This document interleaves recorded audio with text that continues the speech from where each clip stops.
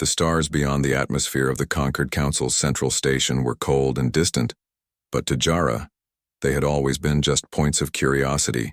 She had studied every detail of each world she had audited, and yet nothing in her long career had prepared her for what she was about to see. She was assigned to a planet marked as Class 13, a death world where the council records predicted nothing could survive long, and yet humans claimed they did. She did not believe it could be true, and she had been sent to verify the impossibility of it when her vessel entered the orbit of Earth. She first saw the swirling oceans, and the jagged mountains, and the endless forests stretching farther than her sensors could map. And already, she knew her first impression would be challenged. She expected wastelands of cracked earth and silent ruins. Yet the planet was alive. It pulsed with weather storms that ripped across continents, volcanic ash drifting through the sky and yet scattered. Among the chaos were cities, human cities, that had risen like islands of order in a sea of danger. Her landing zone was carefully chosen by the human liaison, Captain Maya Rahman, who stood at the edge of the landing platform, wearing a uniform marked with survival badges and environmental adaptation certifications. Her face was calm, but her eyes held the fire of someone who had seen every challenge and chose to meet it. She welcomed Jara with a nod and a voice steady enough to ride the wind. Gusts that tore across the platform, she offered to guide her through the first hours of survival on this supposedly uninhabitable world, and Jara followed with her instruments ready to record every anomaly. The first day took them through plains, where heat waves shimmered and shifted the ground like liquid glass, and creatures adapted to the heat, slithered and hissed in the rocks. Humans moved across the terrain without fear, carrying portable shelters, water purification devices, and shields. For the sun, they spoke calmly to one another, giving directions and warnings as if the environment itself were a teacher. They moved with precision and patience. Jara noted the architecture that rose from the plains, built not only to stand against the sun but to harvest its solar grids, covering every surface, and reflective materials that kept interiors cool.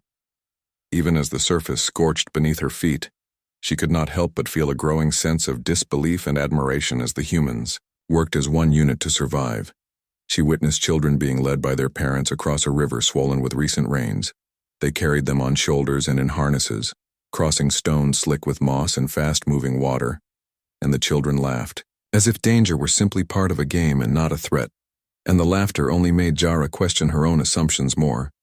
They moved on to cities on the edge of quake zones, and Maya explained the emergency drills and building reinforcements. Humans had learned to predict tremors by studying vibrations in the rocks and the sound of shifting stones, and every person knew where to be when the ground moved. Jara observed a sudden tremor sending dust and small rocks tumbling, and humans did not panic. They followed practiced routines and shepherded each other to safety. She recorded everything, amazed by the calm precision and the unwavering focus. Even in the face of imminent danger, the evening brought windstorms of near hurricane force, and the landing zone shimmered with dust and debris. And yet humans set up protective canopies and shields and lit signals to communicate across distance. The storms bent trees and tore at buildings, but people stayed steady like roots themselves. The lights of cities in the distance flickered like stars. But each flicker was deliberate, each action calculated to survive the assault of the planet. And Jara felt a sense of humility. She, who had studied death worlds from the comfort of her star charts, now realized that labels meant nothing here. Humans had reshaped what the council considered impossible. She followed Maya into a high dome where sensors monitored weather and the response teams coordinated through visual signals and low-frequency communication. Humans worked in shifts, running simulations for storm surges and fires and floods, and yet they did not complain or falter. They simply performed as if survival were an instinctive rhythm passed down through generations. Jara's own instruments could barely keep up with the speed and adaptability of human problem-solving. She walked among them, recording oxygen levels, hydration efficiency, and reaction times, while noting the subtle interplay of experience and training that allowed every individual to act in unison. The first night ended with a near-miss lightning strike hitting a fuel depot, yet humans contained the damage and rescued injured personnel with calm and care. Jara observed them moving through the chaos, and realized that she had witnessed something more extraordinary than survival.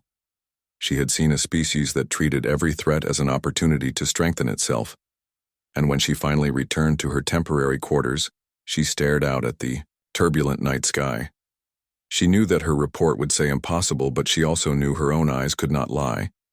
And somewhere deep inside, she began to feel a strange admiration, a recognition that humans were something beyond her calculations and beyond the warnings of the council, and as sleep overcame her in the uneasy hum of machinery, she understood that the true challenge of Class 13 was not the storms, not the heat, not the trembling earth, but the humans who had chosen to live on it and thrive. And that realization filled her with both awe and a quiet dread that the story she would tell would change the way the galaxy viewed Earth forever. The morning air was heavy with the smell of wet earth and distant smoke as Jara followed Maya out into the jagged landscape that stretched like a challenge before her. Every hill and valley seemed to whisper warnings, yet humans moved through it as if they owned every danger and every risk. Jara could not help but notice how the buildings were not merely shelters but living systems with vents and channels to regulate temperature and humidity, and every human seemed to know how to adjust them without hesitation. They carried equipment that could purify water from acidic rains and neutralize toxins in the soil, and they moved through storms with the grace of creatures born to them. And Jara observed a rescue team preparing to cross a ravine swollen by recent flooding. The current was strong and the rocks slick and deadly, and yet the humans did not argue or hesitate. They tied ropes and laid temporary bridges with practiced hands, checking knots and support points with the precision of a surgeon. The team leader counted each member and moved with steady steps, guiding the others as they crossed one by one. And when a rope snapped, a human immediately leapt into action, securing the team and correcting the error without panic, and the technician trapped on the far side smiled through fear and exhaustion. Trusting every motion to those trained, and the water roared beneath them, but they moved like a single organism, adapting to every vibration and pulse of the raging river. After the crossing, Jara could barely speak. Her instruments recorded data, but her mind struggled to capture the bravery and ingenuity she had just witnessed. She saw how humans planned for the worst before it arrived, and rehearsed their responses until they became instinct. She followed Maya to a farm on the edge of a toxic bloom, where algae and bacteria had made the soil poisonous to most life. Humans had built filtration devices and irrigation channels that purified water and redistributed nutrients. And even here, children worked alongside adults, learning the rhythm of survival as if it were a game. And when a chemical surge threatened the crops, the humans did not run or scream. They donned protective gear and coordinated their movements in silence. The crops were saved, and the children cheered while the adults smiled quietly.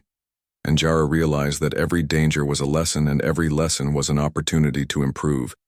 And she could not help but think that this planet would have destroyed any other species long ago. Yet humans thrived. She moved with Maya to a city on the edge of a volcanic zone where tremors shook the ground daily, and ash covered streets and buildings, and humans did not despair. They had sensors that detected subtle shifts in rock and ground pressure, and alarms that warned of eruptions before they became deadly, and the people practiced evacuation drills with a calm focus that Jara had never seen in any other world. The city itself was a fortress of ingenuity, with air purifiers and underground shelters and energy grids designed to withstand earthquakes, and yet the residents lived normally with marketplaces and schools and families and laughter. And Jara began to see that human courage was not loud or boastful. It was quiet, persistent, and unyielding. She watched the sky darken with the approach of a megastorm, and humans began preparations not with fear, but with methodical care. They moved supplies and secured equipment and organized shelter locations while communicating with signals that could cross miles. And when the first wind hit, the city trees bent but did not break, buildings groaned but did not fall, and humans moved among it like water flowing around rocks, every motion purposeful, every decision precise. And when power lines were damaged, repair teams climbed the poles in the roaring wind, securing cables and preventing sparks and fires from spreading, and Jara's instruments captured every pulse of electricity and structural stress. And yet the real story was in the human faces, calm under pressure, steady hands and eyes that watched for others before themselves, As the storm raged, she noted a school where teachers led children through emergency drills, turning panic into play-teaching coordination and trust while outside gusts ripped at the walls. But every child followed instructions without fear, and the teachers moved with a gentle authority that made even the youngest feel safe. And when a sudden flood swept through a district, the rescue teams responded immediately, deploying rafts and life vests and hauling people to dry ground. And the injured were treated with medical knowledge and care, and human volunteers formed chains and passed supplies without hesitation. And Jara realized that the human mind and body had adapted to this world not only through technology, but through culture and discipline.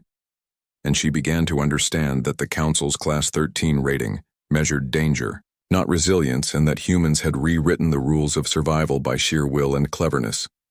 When the storm finally passed, the streets were battered and debris covered the ground, and yet humans moved calmly, cleaning and repairing and rebuilding. And children returned to play while the adults smiled at their resilience, and Jara followed Maya to a high observation point and looked across the city with its twisting streets and fortified towers and ventilation systems and irrigation channels, and every light flickering despite the storm, and she understood for the first time that the humans had taken the impossible and made it ordinary, that danger was the background of their lives, but never the end of them. And Jara knew that her report would not capture the essence of what she had witnessed, because data could not measure courage and innovation and adaptability.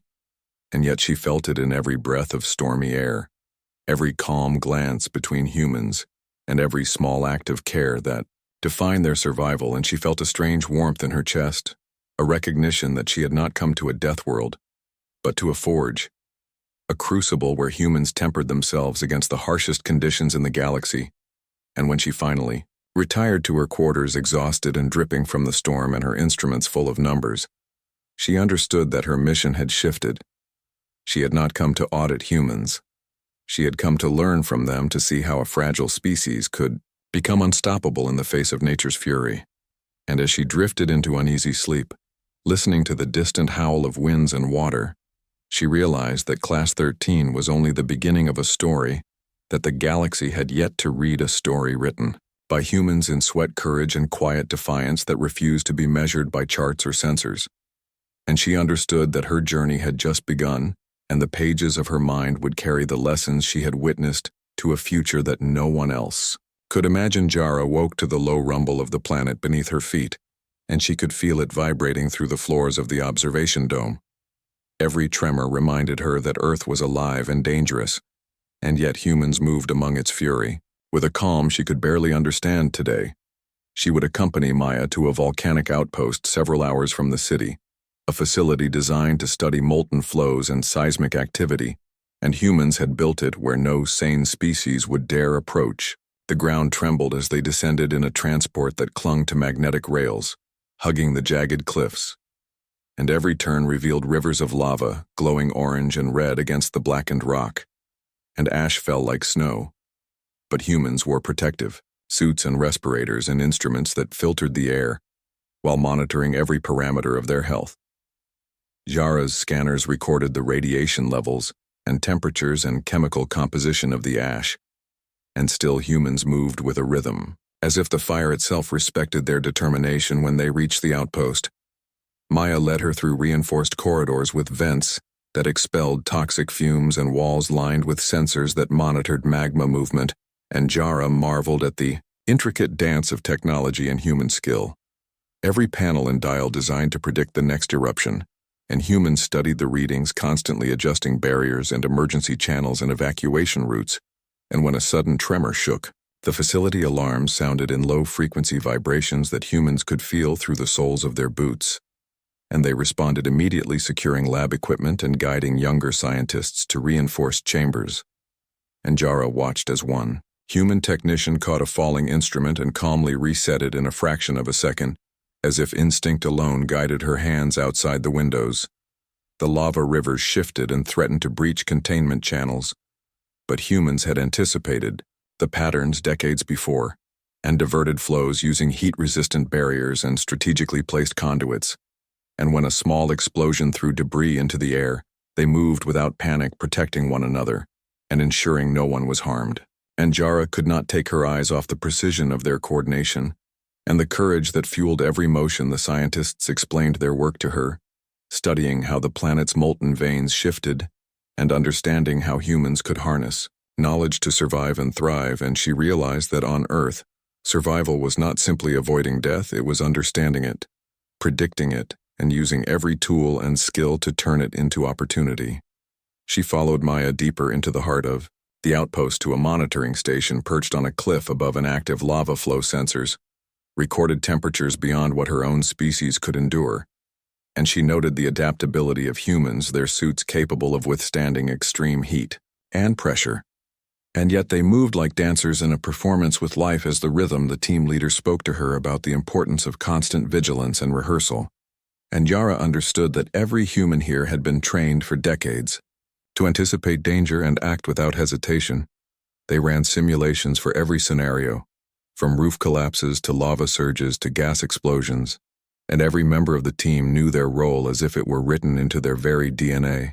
And when a sudden tremor shook the monitoring station, the humans moved instantly, securing themselves and each other and stabilizing critical equipment, while giving instructions to remote teams working miles away.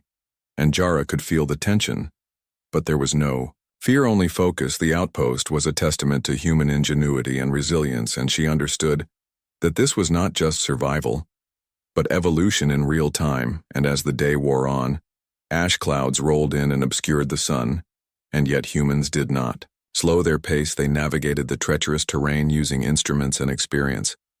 And when a young scientist slipped near the edge of a fissure, a team member lunged without hesitation and pulled her to safety, and the grateful smile and quiet thank you between them spoke volumes about trust and courage. And Yara felt a pang of emotion she had never experienced in her studies before, because it was not data that mattered.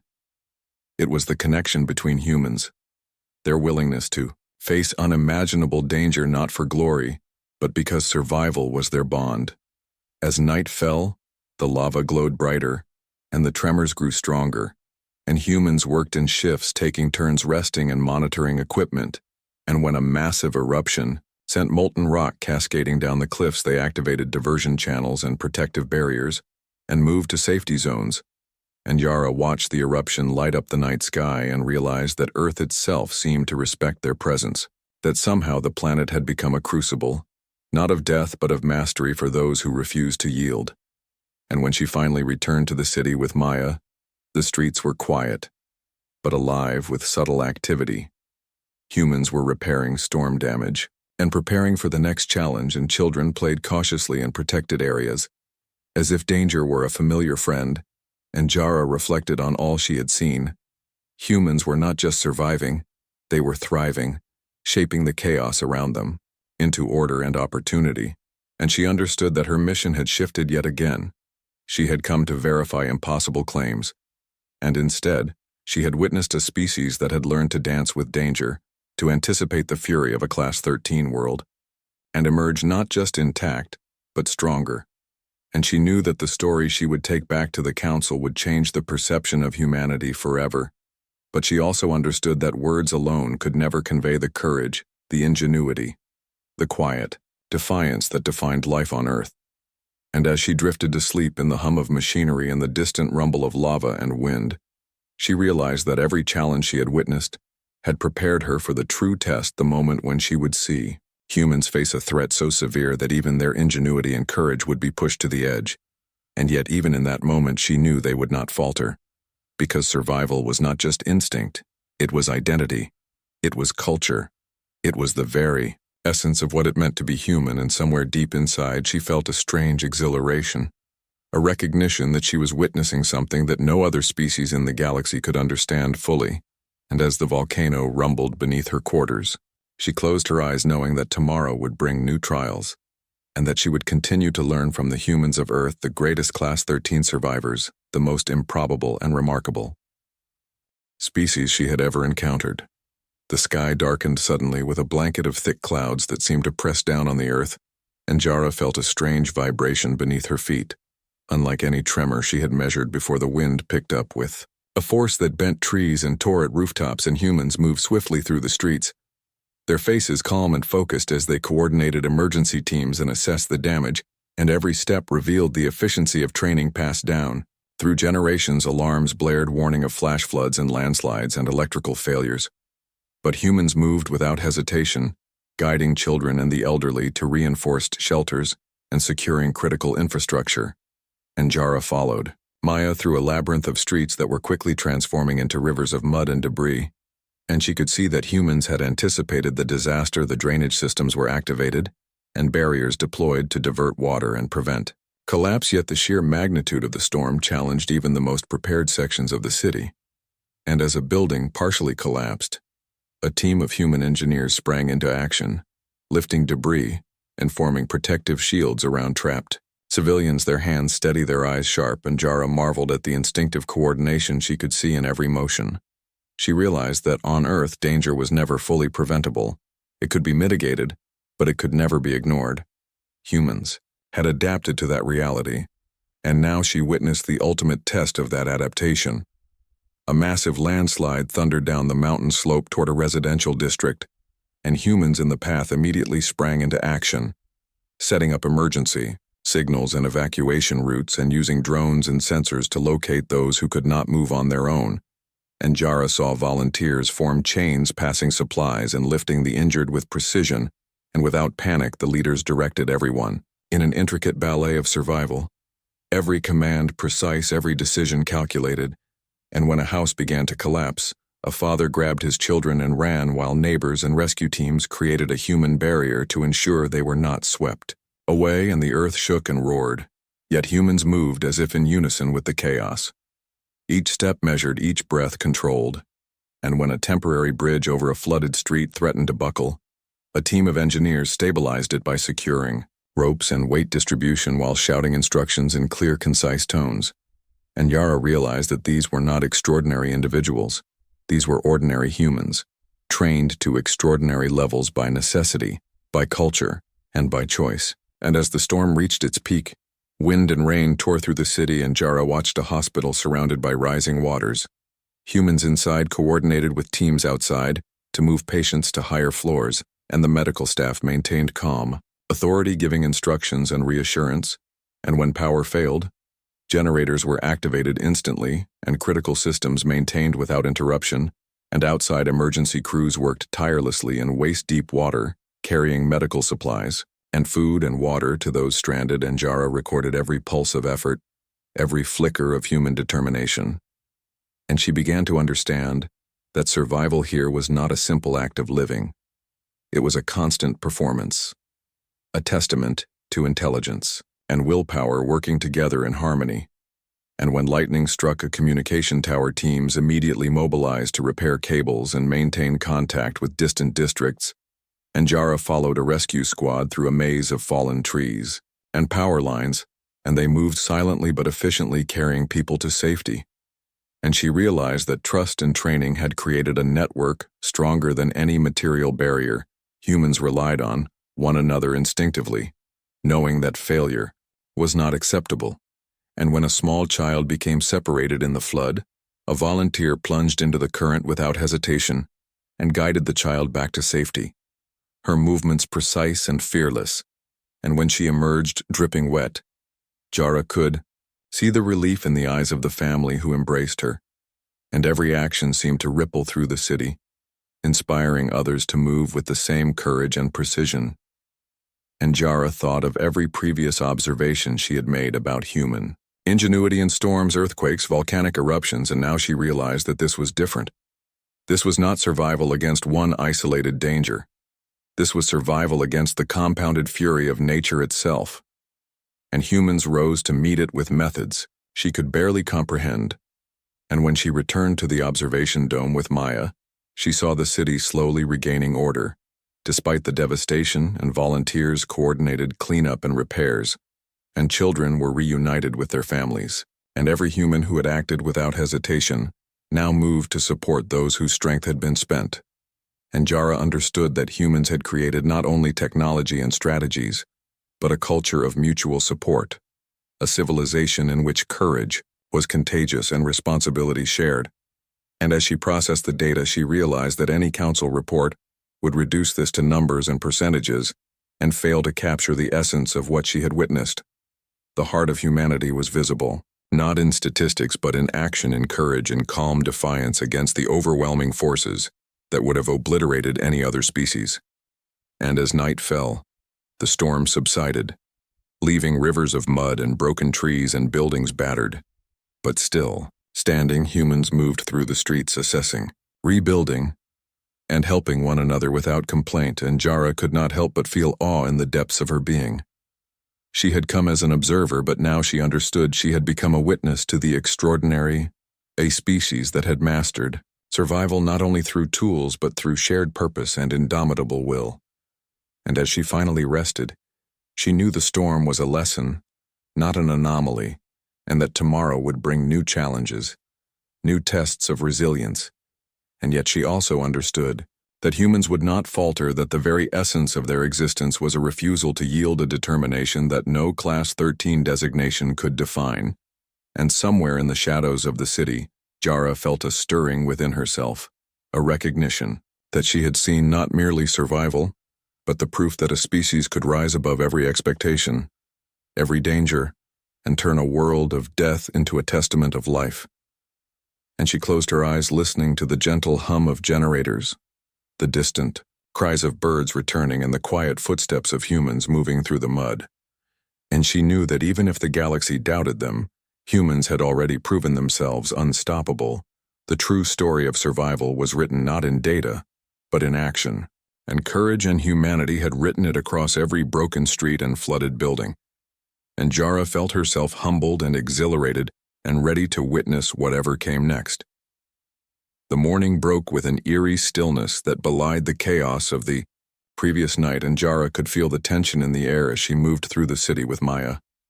The rivers of mud had begun to recede, but the damage was immense, and streets were littered with debris and fallen power lines and broken buildings. And yet humans moved with purpose and determination, their faces calm, their eyes alert, and every step seemed calculated to anticipate the next hazard. Emergency teams had divided the city into sectors, and volunteers had organized themselves into units responsible for clearing streets, repairing structures, and checking on those who could not move on their own. And Jara marveled at how seamlessly they adapted to every challenge. New dangers emerged as aftershocks shook the ground and weakened. Buildings threatened to collapse and landslides loomed on the hillsides. And yet humans worked with precision and coordination. And as she followed Maya toward a collapsed bridge, a team of engineers was already assessing the structure and stabilizing the supports while directing traffic to safer routes. And Jara realized that every human she observed had an internalized sense of the bigger picture. Every action considered not only immediate survival, but the safety and efficiency of everyone else in the city.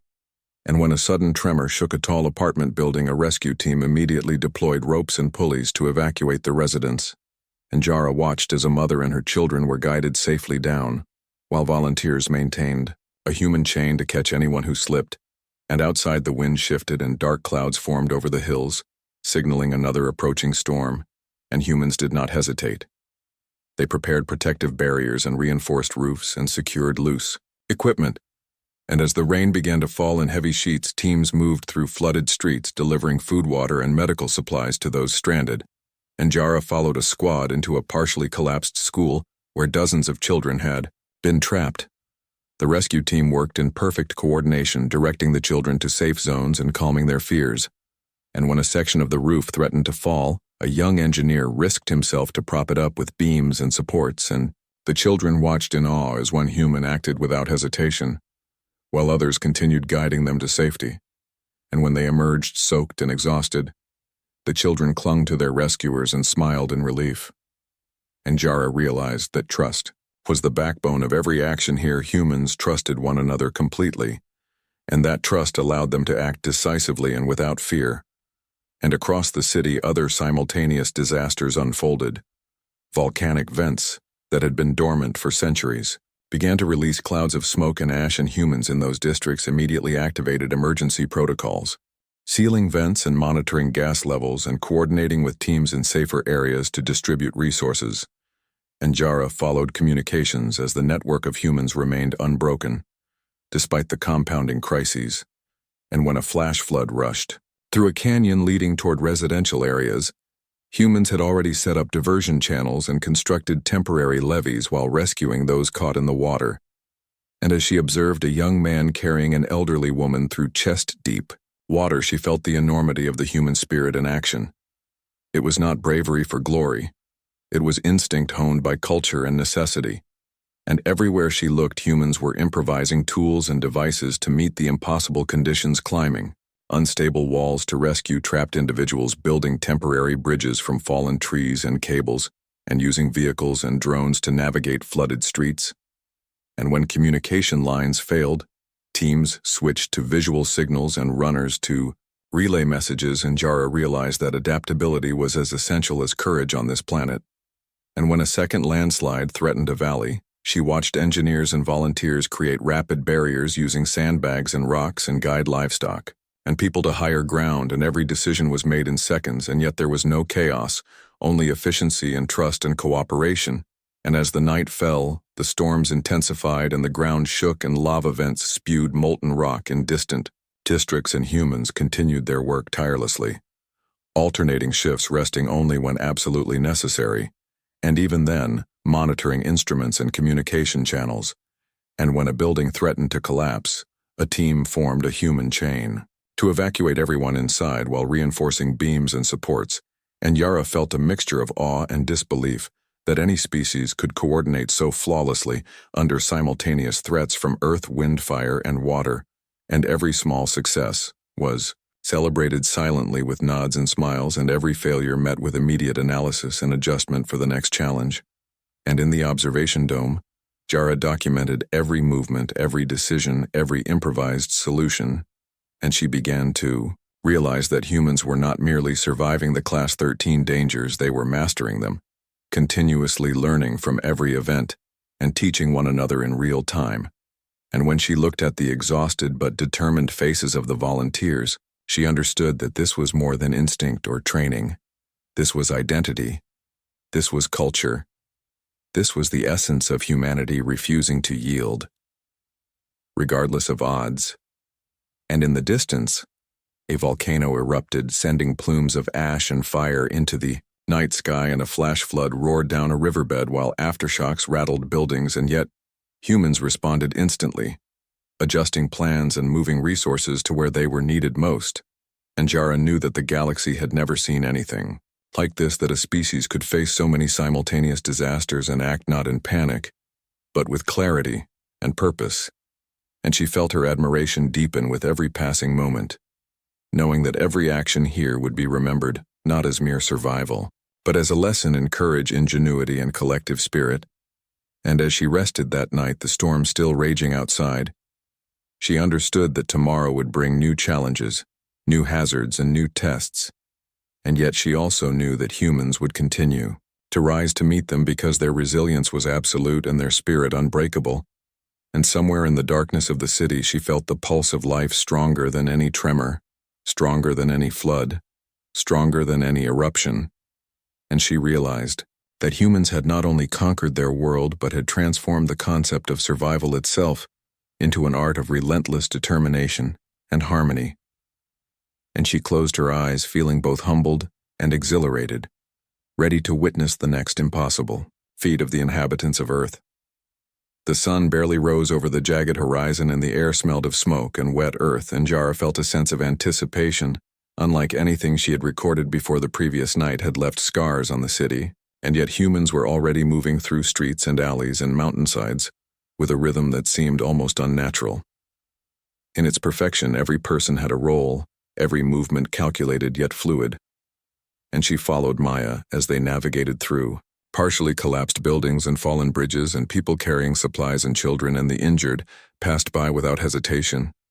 And everywhere she looked, humans had created systems of communication that functioned without pause, drones and signal lights and runners moving through water and rubble carrying instructions. And Jara realized that even under the constant threat of aftershocks and eruptions, humans had perfected the art of multitasking survival. And as a river overflowed its banks, a team of volunteers immediately coordinated temporary levees with sandbags and debris, and guided livestock and people to higher ground, while others reinforced weakened homes and cleared paths for vehicles. and Jara noticed how seamlessly humans shifted between roles, leadership and execution, with no pause, no hesitation, and when a sudden earthquake shook the city, a building cracked and a section collapsed. A human engineer assessed the structure instantly and directed civilians to exit, while a rescue team formed a human chain lifting debris and protecting the vulnerable, and in the chaos another team restored electrical lines and emergency generators so that medical centers could continue functioning. And Jara felt her mind struggling to comprehend the scale of their coordination. The sheer instinctive trust and training that allowed them to respond simultaneously to multiple disasters without panic or hesitation was unprecedented in the galaxy. And from the hills a volcanic plume erupted, shooting molten rock and ash into the sky. And humans from neighboring districts immediately activated alert systems warning those in the path, and drones monitored lava flow, while teams reinforced barriers and created evacuation routes. And Jara followed one squad through a canyon where mudslides had trapped dozens of civilians. The volunteers lifted people out of water and mud and guided them to safer terrain, while others secured heavy equipment and supplies to prevent further loss. And when a child began to slip into the torrent, a volunteer lunged without fear, catching them just in time, and continued guiding them to safety. And across the city, other teams were reinforcing bridges and clearing roads, and delivering food and water and medical supplies to remote sectors. And every human seemed to understand the exact urgency of the situation and the exact priority of every task. And when aftershocks shook, another hillside landslides threatened homes and fields, and engineers calculated the optimal points to construct temporary barriers, while families moved belongings and livestock to higher ground. And Jara felt a deep respect for their capacity to assess danger and act immediately without hesitation or error. And as the night approached, the storm returned stronger with wind, rain, and debris, and humans moved through the chaos guided by lights and signals and shouted instructions. And Jara watched as volunteers carried injured from rooftops and guided vehicles through flooded streets, and every single human seemed to anticipate the next challenge before it even arose. And when a bridge threatened to collapse, a team stabilized it using ropes and beams, while others redirected traffic and cleared debris. And Jara realized that humans had internalized danger.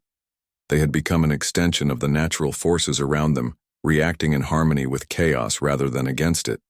And she felt an overwhelming awe as she saw a father guide his children through chest-deep water, while neighbors assisted the elderly and medical teams set up temporary clinics on higher ground, and engineers worked to prevent further damage, and the city pulsed with life and movement and resilience. And Jara understood that this was more than survival. It was mastery. It was culture and instinct, fused together to form a species that could endure and adapt to any Class 13 threat without hesitation. And in the observation dome, she documented every motion, every decision, every improvised tool, and every coordinated action. And she realized that humans had created not just technology, but a philosophy of survival, one that required courage, trust, and mutual dependence. And when a sudden landslide blocked a main road, a team immediately deployed an alternative route using remaining debris and reinforced structures, while guiding civilians to safety. And when another building threatened collapse, a human chain was formed to evacuate residents and reinforce supports. And she watched as every obstacle was met with precision and collaboration. And when night fell completely, the storm still raged, but humans continued their work tirelessly, alternating shifts, resting only briefly while monitoring sensors and communications. And when a fire broke out from an electrical failure, a squad quickly extinguished it, while guiding people to safety and containing the blaze to a single block. And Jara knew that these acts were repeated across the city continuously, every human acting as a link in a chain stronger than any metal, stronger than any technology. And she felt her admiration deepen as she realized that survival here was not an individual effort. It was collective genius, it was culture, it was instinct, it was identity. And as she closed her eyes, finally exhausted, she could feel the heartbeat of humanity echoing through the city, the hum of generators, the faint cries of animals, the distant calls of volunteers moving through mud and debris. And she understood that humans had transcended the limitations of their world, that they were alive not merely in body, but in spirit, in purpose and relentless defiance against every force that sought to destroy them. And somewhere in the darkness, she felt the pulse of life that no Class 13 designation could diminish, that no volcano, no storm, no earthquake, no flood could weaken. And she knew that she had witnessed not just survival but triumph, the human spirit unbroken, unstoppable, and eternal. And she felt ready to witness the final act, the ultimate demonstration of why humans could not be underestimated by any species in the galaxy. The first light of dawn barely pierced the thick clouds hanging over the city, and the air was heavy with smoke, ash, and moisture, and Jara could feel the tension that had settled over every street and hill. Humans were already awake, moving through streets and alleys, mountainsides and ruins, and every person carried the weight of the previous night's disasters, yet their movements were precise and purposeful. And she followed Maya as they navigated a city half destroyed and half alive, and humans moved in squads and units coordinating with drones and signals and visual cues and runners, delivering messages across flooded and cracked streets. And when the first tremor shook the ground, a team immediately secured unstable buildings and guided civilians to safe zones. And when rivers overflowed their banks, volunteers created channels and barriers to redirect water and evacuate people and livestock. And when ash from distant volcanoes fell on neighborhoods, humans used protective coverings and cleared streets and roofs, and Jara watched in awe as humans acted without hesitation, as if danger was part of the rhythm of life. And when a sudden fire erupted from an electrical line, a squad rushed to contain it while others evacuated those trapped nearby, and when another building threatened to collapse, a human chain formed, instantly lifting debris and moving people to safety. And Jara realized that every movement was informed by trust and instinct and experience, and she could see that humans did not simply react. They anticipated, they calculated the possibilities, and chose the actions that would save the most lives and preserve the most resources. And as the day advanced, the natural disasters multiplied. Aftershocks, tremors, landslides, floods, eruptions, winds, and yet humans adapted and shifted and improvised, and everywhere. Jara looked, humans created tools from broken materials and vehicles and trees and cables to reach trapped people and reinforce collapsing structures, and in the hills engineers calculated which areas were at highest risk and directed civilians and animals to safety, while volunteers constructed temporary shelters and reinforced existing buildings. And when another flash flood roared down a canyon, humans had already dug diversion channels and stabilized loose rocks to prevent landslides, and volunteers waded through chest-deep water, carrying the elderly and children, while others guided vehicles through safer paths. And when the wind tore through districts, toppling weak walls, humans reinforced barriers and guided debris away from homes. And when the night came, the storms intensified, yet humans continued their work tirelessly, alternating shifts, resting briefly while monitoring communications, and sensors and drones flew over the city, relaying live images to command centers where humans analyzed data and coordinated resources. And when a massive aftershock split a mountainside, Jara watched as rescue teams climbed unstable cliffs to save trapped families, while engineers calculated support structures and reinforced temporary bridges and pathways. And when lava vents began to spew molten rock into river valleys, humans redirected streams and reinforced banks, creating channels for the flow, while simultaneously evacuating all nearby settlements. And when a massive mudslide threatened a lower district, humans moved in unison, shoving sandbags and debris to form barriers while carrying everyone to safety. And Jara could see that humans were acting simultaneously in multiple locations without confusion or hesitation. And when the largest building in the city teetered on collapse, a team formed a human chain to evacuate residents while reinforcing supports, and another team redirected pedestrians and vehicles away from danger, and drones provided overhead guidance and visual feeds for coordinating every movement. And as she observed the faces of the volunteers and engineers and rescuers, she saw exhaustion, yet also calm determination and focus and courage, and she realized that bravery here was not individual. It was collective. It was instinct and training and culture fused together. And across the city, humans used every skill they possessed, combining logic, technology, and intuition to manipulate the forces of nature, to minimize destruction and save lives. And Jara felt awe as she witnessed the full extent of human adaptability and endurance. And when the final tremor shook the ground, the city seemed ready, as if anticipating it. Humans adjusted supports, guided civilians, reinforced paths, and stabilized equipment. And when the tremor ended, there was a collective sigh and nods among volunteers, a silent acknowledgement of success, yet awareness that more challenges lay ahead. And when the ash from volcanoes settled, humans immediately cleared streets and water sources and shelters, while medical teams treated those affected by smoke and injuries. And when communications faltered, humans relied on runners and signals to maintain coordination across the city. And Jara realized that humans had created a network stronger than any metal, stronger than any system, a network built on trust, instinct, and shared purpose. And as night fell completely, the storms raged and lava glowed in the distance and rivers rose and landslides continued. Yet humans moved tirelessly, always precise, always adapting, always alive. And when a final flood threatened the central district, humans worked in unison, diverting water, reinforcing levees, and evacuating residents. And when a massive wall of mud threatened the outskirts, volunteers formed a human chain, carrying those trapped and building temporary barriers as engineers calculated the optimal reinforcement points. And Jara felt her heart swell as she witnessed the culmination of all she had seen: humans not just surviving, but mastering every force of nature, their environment throwing at them. And in the observation dome, she documented every movement, every decision, every improvised solution, every act of courage and coordination. And she understood finally why humans thrived on a Class 13 Deathworld, because danger had become a language. They understood a rhythm. They danced with a force they respected and challenged and conquered together.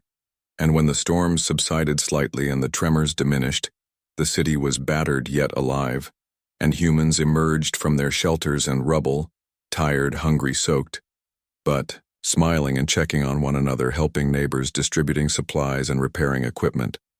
And Jara saw the pulse of life stronger than ever, a species not merely surviving their world, but embracing it, mastering it, transforming destruction into a test of spirit, ingenuity, and cooperation. And as she watched humans walk through flooded streets and ruined buildings, and still carry supplies and guide the injured and comfort children and animals, she knew that the galaxy had underestimated them at every turn, that no Class 13 designation, no planet, no danger could break them, that humans were unyielding, adaptable, fearless, and brilliant. And she felt humbled, exhilarated, and certain that she had witnessed something no other species could match: the relentless, indomitable spirit of humanity. And somewhere in the darkness she could hear laughter, voices, cries, and commands blending into a chorus of life, thriving against every possible threat. And she realized that humans had not merely survived this day, they had transformed chaos into harmony and danger into proof of their mastery. And she closed her eyes, knowing that whatever the galaxy would throw at them next, humans would meet it as they always had, with courage, ingenuity, and unbreakable unity. And the pulse of their existence would continue to echo through every mountain, valley, river, street, and ruin of their Class 13 Deathworld, because they were humans, and they were unstoppable. The sky was a mix of fire and smoke, and ash and water dripping from shattered clouds, and the air vibrated with tremors and distant rumbles. And Jara could feel the heartbeat of the planet, as if it were alive and defying every creature upon it, and humans moved like shadows and flames through the chaos, weaving through broken streets and landslides and rivers of molten rock and rain and wind. And every single person carried not fear, but determination and instinct and courage. And she followed them from the hills as they moved, in perfect unison, saving children and animals and elders, and every being that could not move on their own. And when a sudden eruption split the mountainside, a river of lava veered toward a settlement, humans had already anticipated it, creating barriers and channels and lifting people to higher ground. And when a massive flood swept through the valley, a line of volunteers formed a chain and carried families to safety and guided livestock across collapsing bridges. And when fire raged from a chemical plant, humans organized teams extinguishing flames while protecting neighboring buildings and rerouting roads and waterways to prevent further destruction. And when storms tore across the city, toppling structures and ripping roofs, humans reinforced shelters and guided residents through debris. While repairing communication lines and monitoring sensors and drones flew overhead, signaling danger and mapping safe paths, and when the wind shrieked and rain pelted from all directions, humans continued to move through chaos like living rivers of purpose. And when aftershocks shook mountains and split streets, humans formed rescue squads, climbing unstable cliffs and guiding those trapped to safety. And when landslides buried homes, humans dug tunnels and moved rubble with coordinated effort, saving everyone they could. And Jara realized that humans did not just survive, they transformed. Chaos into movement, into coordination, into beauty, into triumph. And as night fell, the stars barely visible through smoke and ash, humans continued tirelessly alternating shifts, but never resting completely, always alert, always adapting, always planning. And when another volcanic vent threatened the outskirts, a squad calculated the optimal route for lava flow and redirected rivers and reinforced hillsides, while others evacuated entire neighborhoods and transported supplies and medicine and food and water. And when a final earthquake shook the core of the city, a team reinforced all weak structures, while volunteers lifted trapped people and animals, and drones and signals connected every team, ensuring no one was ever alone, and every human acted not as an individual but as a single organism, a force that could not be broken or deterred. And Jara felt awe wash through her as she observed fathers carrying children through mud and floodwater, mothers guiding elders through debris, engineers calculating every support and reinforcement in real-time, volunteers forming chains lifting rocks and beams and supplies. And when a massive tree fell blocking a main avenue, a group of humans worked without hesitation, moving it, while others guided traffic and residents around danger. And when another mudslide barreled through a canyon, humans diverted water and created channels, lifting people out and reinforcing weak banks. And when the final lava flow threatened farmland, humans moved crops and animals to higher ground while simultaneously reinforcing homes and bridges. And when night deepened and storms weakened, humans gathered briefly to check on each other, to share supplies and ensure all were safe, and then returned immediately to work. And Jara saw exhaustion yet calm determination on every face. And she realized that humans did not merely react. They anticipated, they adapted, they improvised, they conquered, and every action was driven by instinct and training and culture and trust. And when the dawn finally broke, the clouds parted slightly, revealing a battered yet alive city. Humans emerged from shelters and rubble, soaking wet, tired but smiling, and helping neighbors and distributing supplies and repairing streets and structures and checking on every person and animal and building, and every movement was precise and deliberate, and yet fluid and harmonious. And Yara realized that this species had not only mastered their Class 13 Deathworld, but they had become part of it, part of its rhythm, part of its heartbeat, and every disaster, every eruption, every flood, every storm, every tremor had shaped them and strengthened them and made them into a species no force in the galaxy could underestimate. And when she looked across the city and mountains and rivers, she could see humans climbing over ruins, lifting debris, rescuing families, guiding livestock, extinguishing fires, and building barriers all at once. And it was like watching a living organism moving through chaos effortlessly. And she understood finally that survival here was not about technology or weapons or armor alone. It was about unity and spirit and courage and foresight and adaptability. And she felt a profound sense of awe and certainty that nothing could ever truly stop humans, because their will, their mind, their spirit, and their heart were stronger than any Class 13 threat, stronger than any natural disaster, stronger than anything the galaxy could throw at them. And humans continued their work as the sun rose higher over the jagged horizon and the storm subsided slightly. Yet no human rested completely, because survival and adaptation and mastery were continuous cycles. And everywhere she looked, people were guiding, rescuing, rebuilding, reinforcing, monitoring, planning, improvising, and thriving. And as she closed her eyes, exhausted but enlightened, she could feel the pulse of humanity echoing across valleys, streets, rivers, and mountains. Stronger than fire, stronger than water, stronger than wind, stronger than rock, stronger than any disaster. And she realized that the galaxy had not seen anything like this species ever before, and that humans had earned their place as the ultimate survivors, as the unstoppable masters of a Class 13 Deathworld. And as Jara whispered a note into her recording device, She could only write one final truth about this species: that they were fearless, brilliant, unyielding, and eternal, and that no force in the galaxy could break their spirit or diminish their power. And she knew with certainty that she would never forget what she had witnessed, and that no observer from any star system would underestimate humans ever again. And somewhere in the distant mountains, she could hear the laughter and cries and shouts of humans moving through their world, alive, unstoppable, thriving. And she smiled, knowing that she had documented the triumph of the human race, the ultimate proof of HFY, the relentless mastery of life against all odds, and the enduring, unstoppable spirit of a species that thrived where no other could survive. And the record ended here, with the pulse of life echoing through valleys, rivers, streets, and mountains. And she knew this was the ultimate story of humans on their Class 13 Deathworld, the end.